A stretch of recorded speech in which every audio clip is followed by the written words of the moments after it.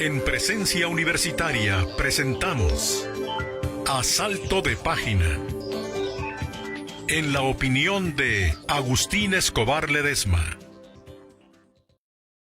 En estos días tuve la oportunidad de visitar el histórico Palacio Nacional, sitio que en sus orígenes fue Palacio de Moctezuma Xocoyotzin y en 1521, a la caída de México Tenochtitlan, fue convertido en la residencia de Hernán Cortés. Después fue la sede de los virreyes de la Nueva España y desde el triunfo de la Guerra de Independencia es nuestro Palacio Nacional. En las paredes y muros advertí la poderosa presencia de dos personajes. El primero de ellos es el benemérito de las Américas, Benito Juárez García, dado que en este sitio no solo despachó como presidente de la República, sino que aquí mismo estuvo encarcelado y también murió. Otro personaje que literalmente está en este edificio es el pintor muralista Diego Rivera, quien fue invitado por José Vasconcelos para representar la gesta heroica de nuestra patria en los muros de Palacio Nacional. En los jardines existen ventanas por las que emerge el pasado prehispánico con escalinatas de las pirámides que hubo en este recinto, que antes de ser edificado fue la residencia de Moctezuma, quien tenía su área de trabajo a unos cuantos metros en el Templo Mayor, dedicado a Tlaloc, dios del agua y la vida, y Huitzilopochtli, dios de la guerra y la muerte. Al interior de lo que ahora es la residencia oficial del presidente de México está un galerón de altas paredes, que es una biblioteca, pero que cuando fue edificado por los españoles era una fundición en el que cientos, tal vez miles de artísticos y hermosos objetos prehispánicos de oro y plata fueron fundidos para convertirlos en barras y tejos, porque de esa manera era más fácil robarlos y transportarlos en carretas a Veracruz y de ahí embarcarlos para el rey de España. En Palacio Nacional está encapsulada en el tiempo la primera Cámara Federal que hubo en nuestro país de 1829, con 30 curules que son vigilados desde el centro del techo por el ojo de Dios en medio de un triángulo que irradia rayos dorados de vigilancia a los primeros diputados. Recordemos que nuestro país nació bajo la égida del catolicismo. En una de las áreas de este lugar hubo una capilla en la que sus poderosos moradores daban gracias a Dios por permitirles sojuzgar a las masas de gentiles. Sin embargo, cuando en 1858 Benito Juárez llegó a la presidencia, la clausuró debido a que él pertenecía a la masonería. Empotrada en el dintel de una puerta está una placa que dice: aquí estuvo preso en 1857 por haberse opuesto al golpe de Estado Benito Juárez, entonces vicepresidente de la República y ministro de Gobernación. El texto se refiere al inicio de la llamada Guerra de Reforma, encabezada por los liberales, quienes a la postre ganaron a los conservadores. Sin embargo, estos no se dieron por vencidos, y como en la fábula de Esopo, en la que las ranas piden a un rey, fueron a Europa para embarcar a Maximiliano de Habsburgo, quien se convirtió en emperador de México. Otra placa, pero esta ubicada fuera de Palacio Nacional, en el muro de la Cerrada, Licenciado Verdad, esquina con Moneda, da cuenta de la solidaridad latinoamericana con nuestro país, a raíz de la invasión del ejército francés, cuando el embajador peruano Manuel Nicolás Corpancho fue expulsado de México el 20 de agosto de 1863 por brindar asilo a los perseguidos políticos del gobierno juarista. Una placa más, colocada cerca de uno de los balcones del histórico edificio que da a la calle de Moneda, refiere: aquí estuvo la habitación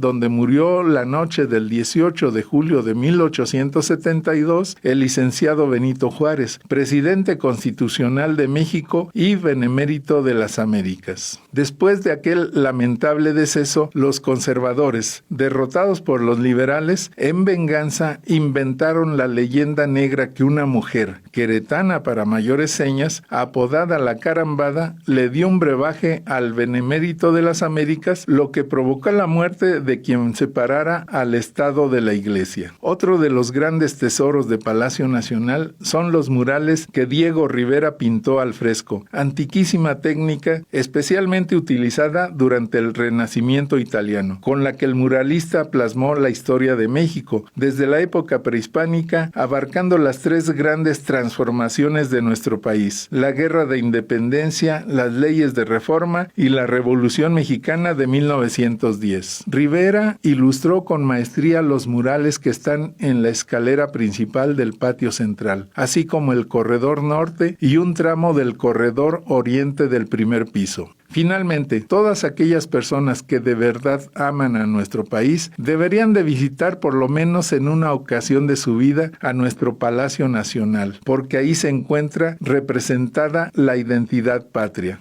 Para Presencia Universitaria, Agustín Escobar Ledesma.